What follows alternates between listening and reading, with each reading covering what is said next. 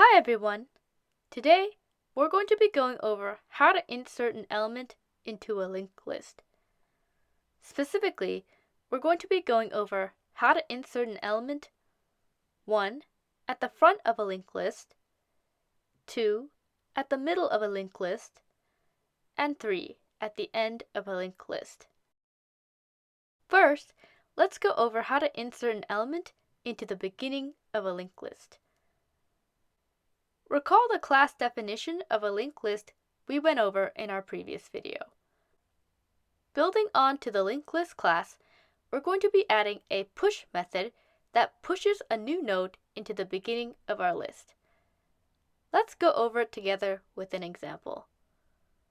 We start off with a linked list with the nodes B, C, and D. B is the head of our linked list. The first thing we do is create a new node with our new data, A. Then we set the new node's next pointer to the current head of our linked list, B. Finally, we set the head of our linked list to the new node we created, A. And that's it! We've successfully pushed the node A to the beginning of our linked list. Next, let's go over how to insert an element at the middle of a linked list. We add an insert method into our linked list class. The insert method inserts a new element immediately after a specified previous node.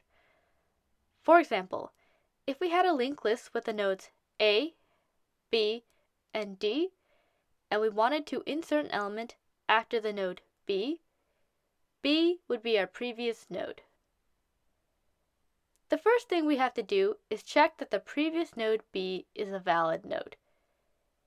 If the previous node does not exist, meaning it is none, we raise a value error to indicate that this is an invalid node, and we exit the function.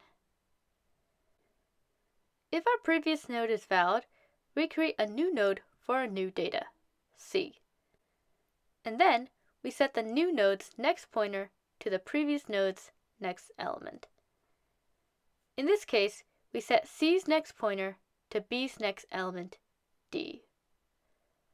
Finally, we set the previous node's next pointer to the new element. So we set B's next pointer to C. And now we've successfully inserted an element into the middle of a linked list. Alright, now let's go over how to insert an element at the end of our linked list. We add an append method to our linked list class that will append a new node to the end of our list. First, we create a new node to hold our new data, D. If the current linked list is empty, in other words, if the head is none, then we set the head of our linked list to our new node and then return.